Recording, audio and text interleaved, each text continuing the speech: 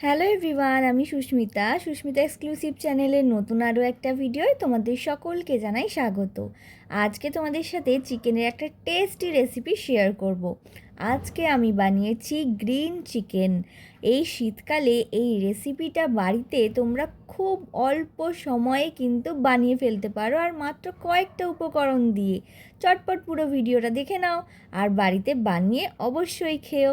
প্রথমে একটা বাটি নিয়ে চিকেন যে ধুয়ে রেখেছিলাম সেই চিকেনগুলো নিয়ে একটু হলুদ, নুন আর সাথে একটু সর্ষের তেল দিয়ে মাখিয়ে 15 মিনিটের জন্য রেখে দিলাম।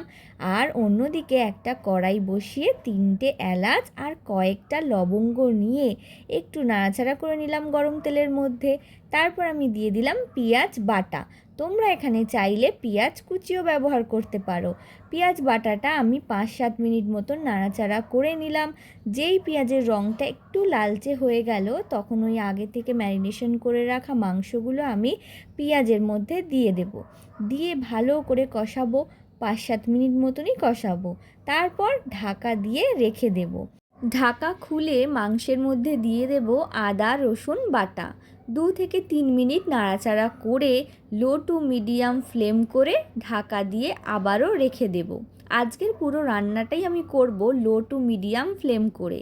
অন্যদিকে একটা মিক্সার জারের মধ্যে বেশি করে ধনেপাতা নিয়েছি, কয়েকটা কাঁচা লঙ্কা, সাথে একটু পাতিলেবুর রস আর টক দই দিয়ে দিয়েছি। আর পেস্ট করার সময় 2 কুচো বরফও দিয়ে দেব, যাতে ধনেপাতার রঙটা ফেড না হয়ে যায়। এদিকে ঢাকা খুলে মাংসের মধ্যে 2 চামচ ধনে গুঁড়ো আর 1 চামচ জিরে গুঁড়ো দিয়ে দেব। একটু ভালো করে নাড়াচাড়া করে মিশিয়ে নিয়ে দিয়ে দেব গোলমরিচ গুঁড়ো।